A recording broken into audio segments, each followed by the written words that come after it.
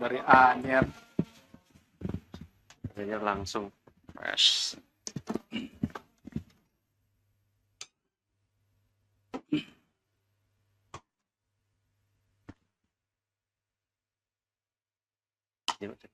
Ayo, baik. Bismillahirrahmanirrahim. Assalamualaikum warahmatullahi wabarakatuh. Selamat malam teman-teman semuanya. Terima kasih kehadiran pada malam hari ini. Kami kembali akan menyampaikan perkembangan terkait dengan kegiatan penyidikan dugaan korupsi di Kementerian Hukum dan HAM. Sebagaimana yang sudah kami sampaikan, bahwa KPK sedang melakukan proses penyidikan dugaan korupsi dimaksud. Dan tentu ketika naik proses penyidikan, kami telah menetapkan beberapa pihak sebagai tersangka dan identitasnya kami akan sampaikan secara resmi pada saat penahanan para tersangka dimaksud. Malam hari ini KPK melakukan penahanan terhadap salah satu tersangka dan hadir malam hari ini pimpinan Pak Alek didampingi oleh Direktur Penyidikan yang akan menyampaikan beberapa poin perkembangan perkara dimaksud. Setelahnya, seperti biasa, silakan teman-teman kami beri kesempatan untuk bertanya terkait dengan perkara yang sedang kami selesaikan ini. Kita fokuskan terkait dengan perkara ini dulu ya, mengingat waktu dan kebetulan Pak Alex juga ada agenda lain yang harus segera segera datang ke acara dimaksud. Baik, kami silakan Pak Alex untuk membacakan poin-poin tersebut. Ya, oke. Terima kasih Mas Alif. Ya, sebagaimana teman-teman wartawan ketahui bahwa KPK telah menerima laporan dari masyarakat terkait dugaan adanya penerimaan gratifikasi oleh salah satu pejabat di Kementerian Hukum dan HAM. Nah, laporan tersebut diterima di Direktorat PLPM, kemudian dilakukan telaah, klarifikasi terhadap pelapor, dan kemudian laporan tersebut setelah diyakini ada unsur tindak pidana korupsi kemudian disampaikan kepada Deputi Penindakan yang selanjutnya dilakukan penyelidikan. Setelah melalui proses pengumpulan alat bukti dan diyakini terdapat bukti yang cukup telah terjadi tindak pidana dan pelakunya, maka ditetapkan untuk dinaikkan ke tahap penyidikan. Pada hari ini kami akan mengumumkan para tersangka ya, yang diduga telah melakukan tindak pidana korupsi.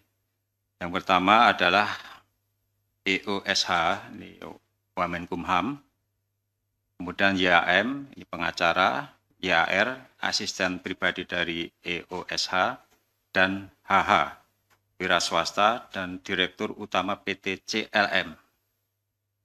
Kemudian untuk keperluan penyidikan dan pengembangan perkara lebih lanjut, pada hari ini tim penyidik melakukan upaya paksa berupa penahanan terhadap tersangka HH selama 20 hari ke depan, terhitung mulai hari ini tanggal 7 Desember sampai dengan tanggal 26 Desember tahun 2023. Adapun konstruksi perkaranya juga telah terjadi peristiwa pidana sebagai berikut. Berawal dari terjadinya sengketa dan perselisihan internal di PT CLM dari tahun 2019 sampai tahun 2022 terkait status kepemilikan perusahaan.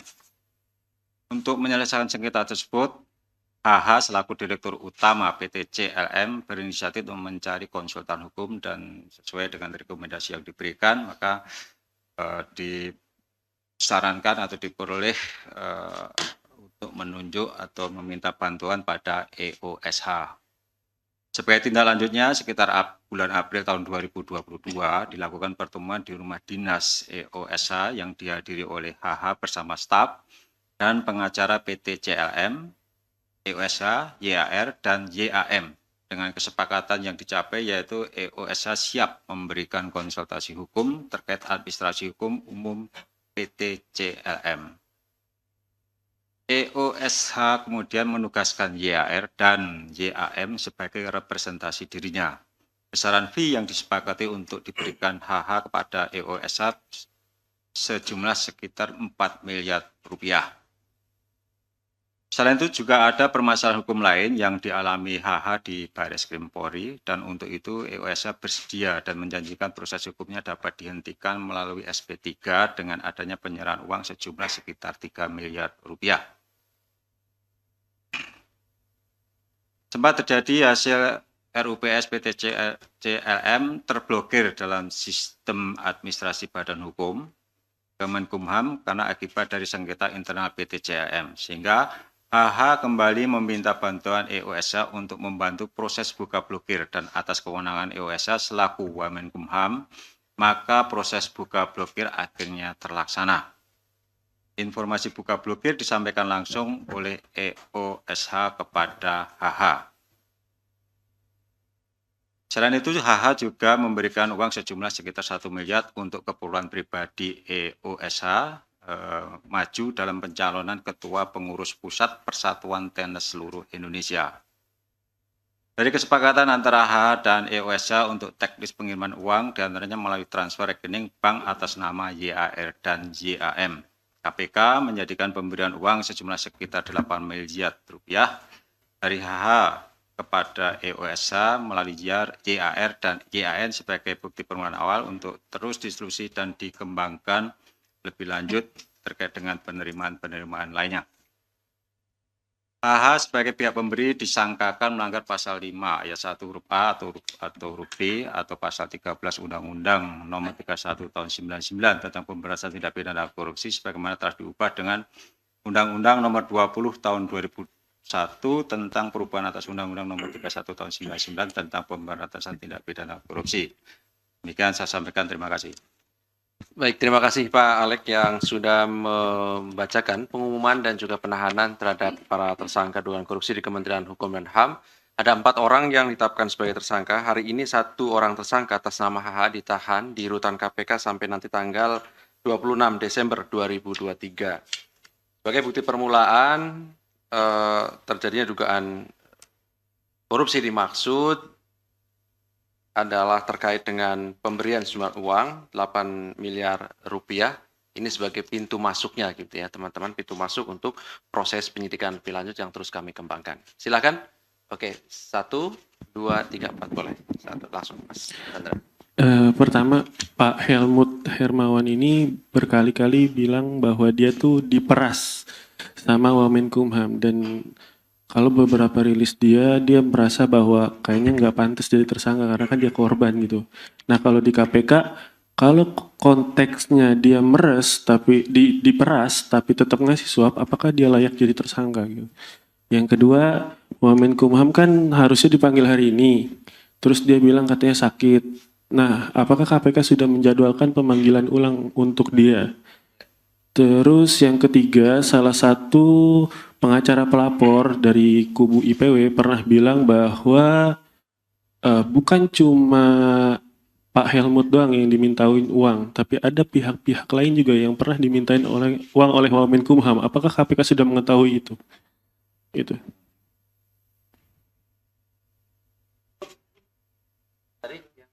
Oh ya, silakan. Selamat malam, Pak Alex, Pak Asep, dan juga Mas Ali. Saya Dani dari Bisnis Indonesia.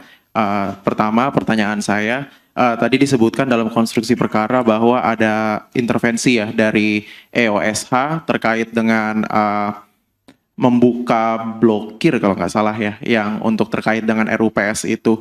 Nah ini kan kalau nggak salah kan ini wewenangnya secara teknis ini kan di Dirjen AHU ya gitu. Nah ini apakah sudah ada rencana untuk memanggil Dirjen AHU gitu, dan juga mungkin bisa dijelaskan ini sepertinya bisa penyalahgunaan wewenang gitu ya. Nah terus yang kedua, ini kan di Stranas PK juga kan salah satu yang menjadi sorotan itu kan soal beneficial ownership ya, yang memang ini tuh berkaitan juga dengan data AHU gitu. Nah seberapa besar sih potensi korupsi di wewenang administrasi hukum umum, karena ini kan banyak kan perusahaan tertutup yang tidak terbuka, tidak bisa dijelaskan diawasi secara terbuka kayak di OJK gitu-gitu. Terima kasih. Ya, oke, terima kasih. Silakan sampingnya. Ya. Selamat malam Pak Alex, Pak Asep, dan Mas Ali. Saya Kamil dari Kompas.com Pak. Mau tanya, tadi di konstruksi perkara dijelaskan bahwa ex Wamenkumham karena hari ini Presiden Jokowi sudah menandatangani pengundurannya, kita sudah bisa sebut mantan Wamenkumham, mengkondisikan proses blokir gitu Pak ya, menambah tadi Dani itu kan pasti di Direktorat Jenderal AHU Pak. Artinya apakah KPK sudah mendalami keterlibatan orang-orang di Ditjen AHU Pak? Itu yang kedua, tadi juga disebutkan ada penerimaan 1 miliar untuk keperluan pribadi, salah satunya untuk menjadi ketua umum PLT ya Pak ya. Pertanyaannya adalah satu sisi EOSH ini sebagai penyelenggara negara, sisi yang lain sebagai ketua organisasi. Apakah penerimaan uang untuk organisasi itu termasuk gratifikasi juga Pak? Itu ya.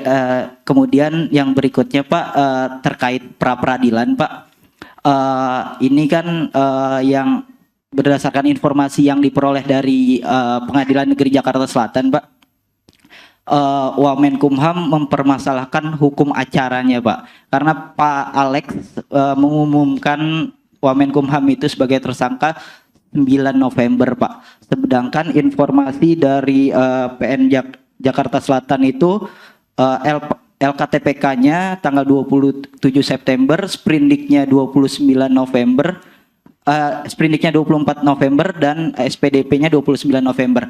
Apakah KPK karena undang-undangnya lex spesialis, hukum acara ini bisa dilalui, ini dianggap lazim Pak? Itu aja Pak, terima kasih. Mungkin ada tambahan sedikit Pak. Asisten pribadi EOSH ini YAR dan pengacara ini YAM kan sudah diperiksa sebagai tersangka Pak ya. Apakah udah ada penjadwalan ulang untuk diperiksa lagi Pak? Terima kasih. Mas Ali, izin sekalian. Bentar ya Pak M. Saya nih Am dari Kompas.com juga. Izin Pak, tadi kan kalau nggak saya salah dengar Pak Alek ketika membacakan pointers bilang kalau Wamenkumham ini menjanjikan SP3 si Helmut ya, itu yang dia emang kena kasus di kepolisian ya gitu kan. Nah itu caranya gimana sih? Maksudnya gimana dia bisa, ya SP3 kan di kepolisian sementara dia di Kemenkumham ya gitu. Itu aja, makasih. Nah, Ya, makasih. Saya cuman ya nyambung aja tadi soal pembuka blokir, tapi bahwa sebenarnya model-model kayak gini tuh udah modus lumrah. Sama seperti kayak di pelabuhan, itu orang dipersulit, semua diblokir dan ada ongkos dan itu semua ada rate-nya. Buka blokir sekian, buka tutup sekian, buka lagi sekian, tutup sekian. Itu udah ada rate-nya. Nah, yang menjadi persoalan kalau dikatakan tadi memang itu berada di Dirjen AHU, kemudian apakah KPK sudah menemukan berapa kali Wamenkumham melakukan penyalahgunaan kewenangan dengan melakukan intervensi? Karena dari kapasitasnya, Wamenkumham ini tidak hanya bisa intervensi di Dirjen AHU. Sudah banyak informasi dia melakukan intervensi ke imigrasi. Itu coba dicek KPK. Saya tahu betul baik di imigrasi dan di lapas, kawan ini kerap melakukan intervensi. Yang teranyar itu terkait dugaan masuknya TKA di Kalimantan. Dia meminta adanya kepala imigrasi setempat untuk meloloskan ratusan atau puluhan pekerja dari TKA dari luar negeri. Nah, apakah KPK sudah melakukan pengumpulan data berapa kali Wamenkumham yang sakit mah ini untuk melakukan intervensi gitu loh? Ini kan menarik, ada Dirjen AHU, ada imigrasi, ada lapas. Coba dikali dengan blokir tadi. Saya rasa Dirjen AHU kalau Pak Wamen bilang buka, tadi mau ditutup sama Pak Dirjen, takut juga Pak Dirjen. Kewenangannya lebih tinggi Wamen dibanding Dirjen AHU. Nah, di level itu gimana bisa dijelaskan Pak Alex sejauh mana hal itu? Untuk kasus lain, Mas Ali, ya. Kita fokus ini dulu aja lah. Oh, fokus ya. Iya. Baik. Saya nggak fokus saya. Oke, terima kasih teman-teman. Ada 4 orang penanya. Kami silakan Pak Alek. Ya, langsung ya. Ya, terkait dengan pemerasan ya. Kalau pemerasan biasanya hanya pihak yang melakukan pemerasan yang kita tindak, kan begitu. Pengakuan dari tersangka bahwa yang bersangkutan diperas, mestinya harusnya segera lapor ya ke aparat penegak hukum, dan ya sedapat mungkin pastinya kan nggak usah diberikan, kan begitu kalau dia merasa diperas. Tetapi kalau dia memberikan sesuatu yang kemudian dia juga mendapatkan manfaat, tadi sudah disampaikan bahwa dia ada sengketa terkait dengan kepemilikan perusahaan dan berusaha untuk mencari konsultan hukum yang bisa membantu ya, kemudian disarankan agar langsung berhubungan dengan EOSH, dan disitulah terjadi deal atau transaksi ya, kesepakatan terkait dengan pemberian uang ya, tadi sejumlah 4 miliar. Jadi ada apa ya, ada kesepakatan kan berarti di situ. Nah, kemudian terbukti juga di dalam kronologis tadi kan bahwa ada pemblokiran terkait perusahaan yang bersangkutan di Dirjen AHU, kemudian oleh Wamenkumham itu dibuka ya. Itu kan bagian dari prestasi yang dilakukan oleh EOSH yang kemudian mendapatkan imbalan ya. Meskipun itu tadi kewenangan untuk membuka blokir dan lain sebagainya itu ada di Dirjen AHU.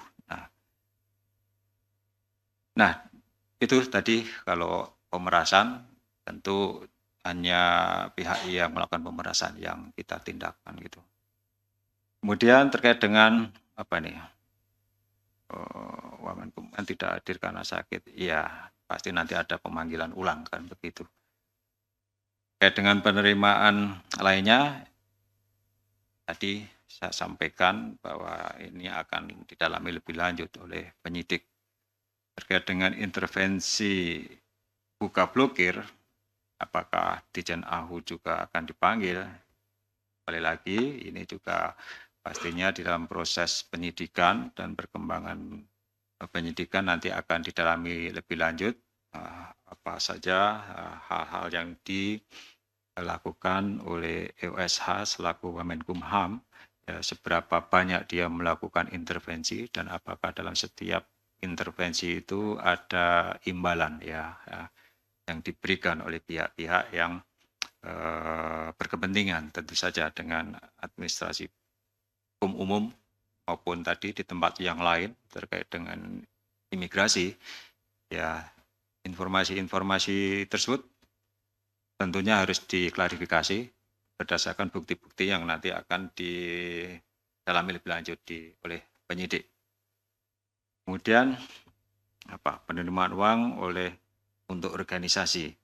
Ya, tadi sudah disampaikan sebetulnya bahwa ini sebetulnya bukan untuk organisasi, tetapi dalam rangka untuk mencalonkan yang bersangkutan sebagai ketua ketua Persatuan Tenis Indonesia. Jadi, bukan diberikan ke organisasi tenis tersebut, tetapi diberikan kepada yang bersangkutan untuk membiayai pencalon yang bersangkutan sebagai ketua umum PLT ya itu. Kemudian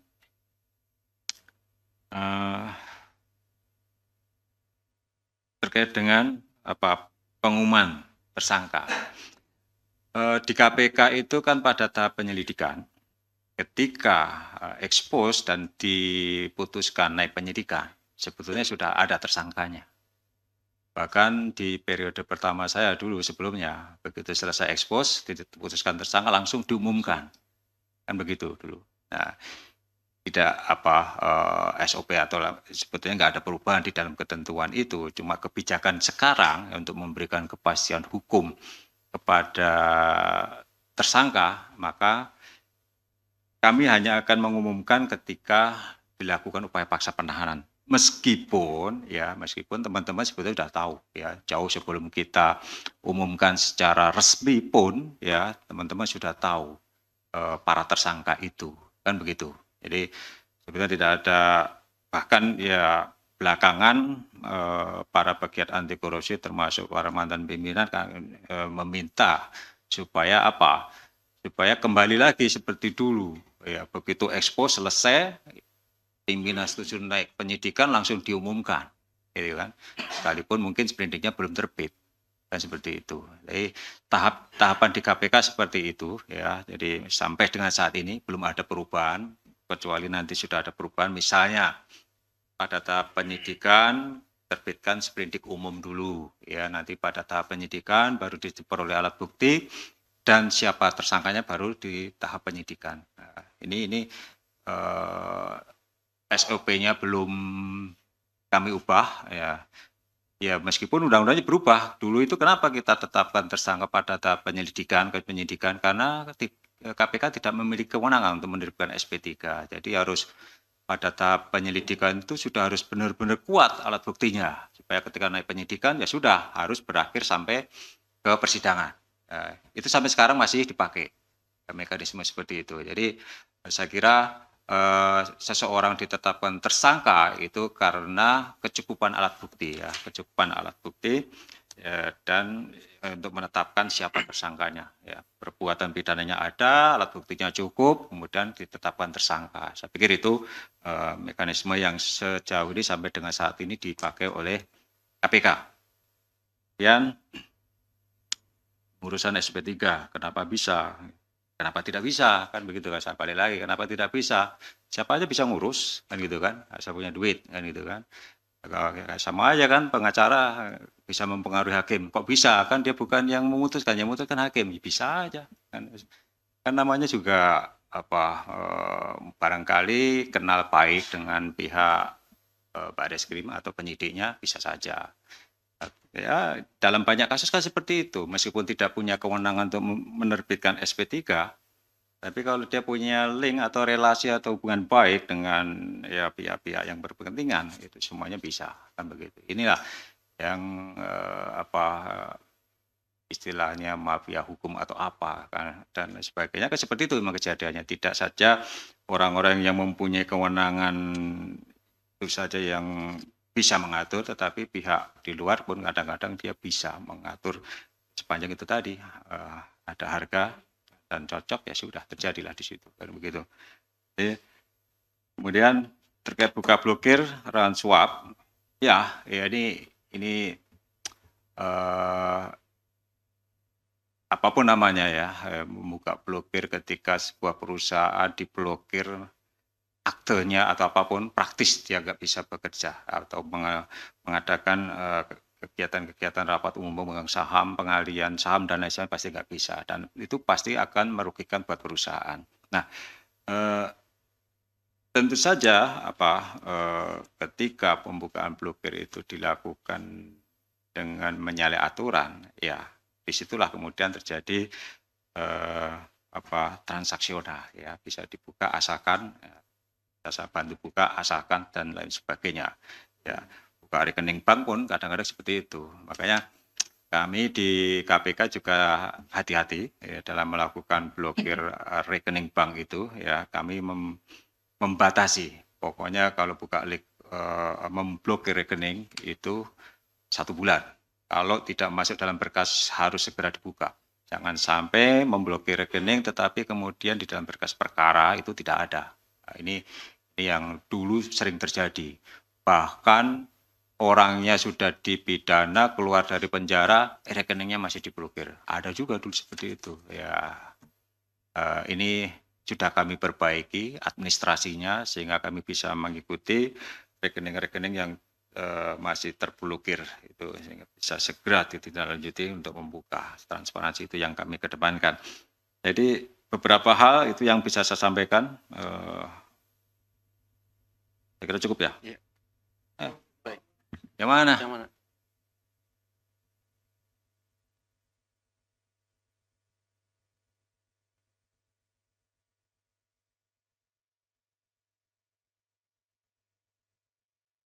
Baik.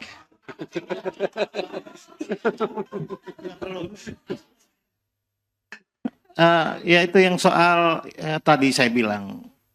Berapa banyak intervensi gitu. Bukan. Soal tadi bahwa selevel Wamenkumham aja bisa mengintervensi. Pertanyaannya, bagaimana dengan Menkumham? Kan gitu. Ya Wamenkumham takut dong sama Menkumham. Berapa udah diperiksa belum, berapa banyak intervensi Menkumham? Artinya bahwa kan yang dituntut di sini bagaimana menjual pengaruh itu. Bahwa ini menjadi pintu masuk Wamenkumham ini untuk melakukan pengembangan ke setiap lini terjadinya intervensi. Ya kan, kalau Dirjen AHU aja dilengkapi nama Wamenkumham, lah kalau Menkumham yang bilang jangan dibuka, ada mau dibuka, ya kan kayak gitu. Dan itu semua ada harganya. Ya. Nah, itu apakah KPK akan mengembangkan ke sana berapa banyak? Atau memang sudah ditemukan yang saya bilang tadi, kalau Pak Alek bilang kita akan melakukan cross check, intervensi di imigrasi ataupun di LP, ya kan kita tahu bahwa ada kayak semacam kesamaan modus. Dulu Nur Hadi gitu juga. Terungkap dia minta duit buat pertandingan tenis di Bali 3M, saya ingat betul. Nah ini sekarang Wamenkumham buat tenis, wah ini kayaknya ada sesuatu di Pelni ini gitu loh. Ini sama nih orangnya ngumpul gitu itu juga, orang hukum semua loh. Coba cek Pak Alek. Ini jangan-jangan gitu loh, jangan-jangan. Ya Pak Alek lah yang tahu. Ya silakan Pak Alek. Goyang. Saya kira ya informasi yang sejauh ini disampaikan ke pimpinan kan baru apa yang kami sampaikan di dalam konversi ini. Tentu informasi-informasi yang diterima dari masyarakat, mungkin Mas Mario nanti bisa memberikan informasi ke penyidik, ya pasti kami klarifikasi, kami verifikasi, ya dari keterangan saksi-saksi, dari bukti dokumen, atau kalau ada transaksi keuangan mungkin dari PPATK, kan seperti itu. Ya, informasi itu bisa dari mana saja, dan umumnya juga masyarakat ketika ada pejabat penyelenggara negara kemudian berperkara terungkap tidak pidana korupsinya, ada saja yang menyampaikan tambahan-tambahan informasi terkait tindak pidana lain yang dilakukan. Nah, sejauh ini belum disampaikan oleh penyidik apakah ada informasi-informasi terkait dengan keterlibatan pihak-pihak yang lain gitu. Ya. Jadi itu ya informasi sementara yang bisa saya sampaikan kan begitu. Baik. Waduh, saya nggak tahu juga Pelni gitu Pak. Baik. Pak, saya pengen menambahkan. Cukup Pak. Cukup. Ya, Ya, cukup. Baik. Saya kira cukup ya teman-teman. Terima kasih kehadiran pada malam hari ini. Terima kasih Pak Alek, Pak Asep. Ini langsung. Iya. Dan kami sampaikan besok juga ada kongres kembali sekitar jam 1 atau jam 2 ya terkait dengan hak Kortia Pak. Ya, nanti hadir pimpinan KPK dan juga dari Kedeputian Informasi dan Data. Kami mengundang teman-teman untuk hadir besok siang. Baik, terima kasih. Kami akhiri. Assalamualaikum warahmatullahi wabarakatuh. Waalaikumsalam.